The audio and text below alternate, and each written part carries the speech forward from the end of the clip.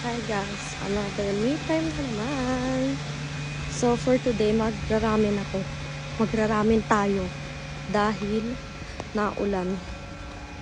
Suffer. Tapos naiwan ako ng isang train. So maghintay ako ng another ilang minutes para sa bagong train na dadating. Let's go! Guys, andito na ako sa Ramen Shifu at look, ang ganda.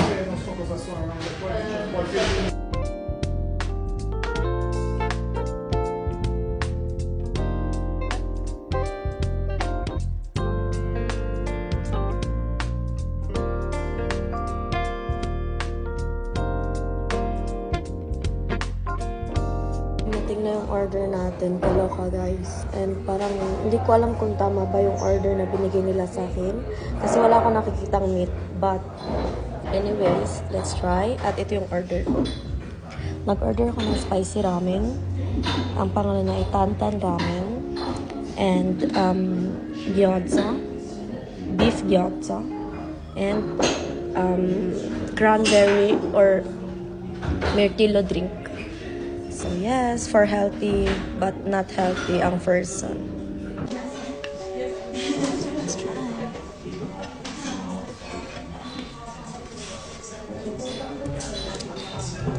Let's take some spicy sauce. Meron sa mga ganito. Para hindi madumi yung damit mo rin. So let's try.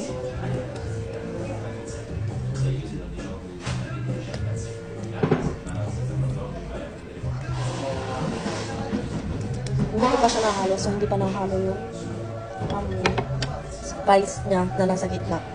So, halo natin siya.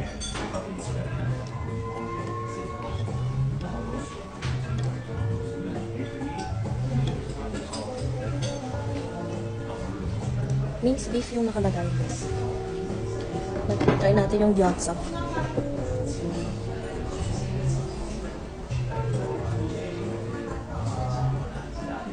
Sarap.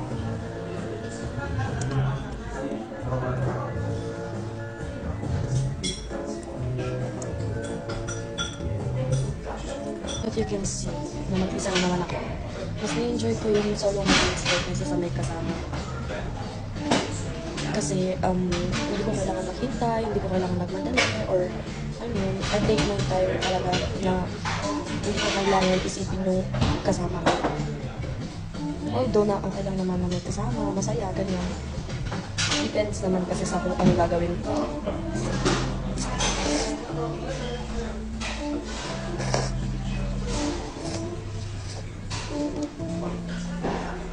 Siguro pagkaan, okay lang din na may kasama. Pero yung pag-shopping or window shopping, hindi mo kasi ako lagi nito shopping. Last night ko mag-isa. One time na nalabas ako kasama yung mama ko. Nagkawit pa kami sa labas kasi ayaw niyang makasukod sa isang shop. Kasi may nakita kong Barbie na pillow. So yun, nag-away kami. Nonsense, pero yun lang.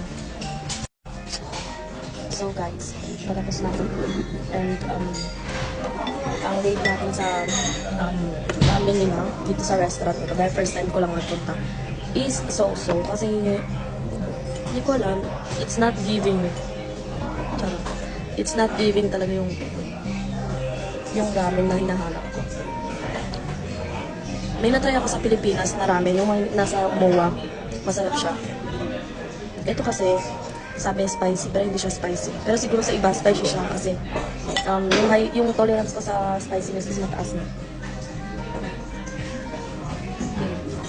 After nito, mapupunta naman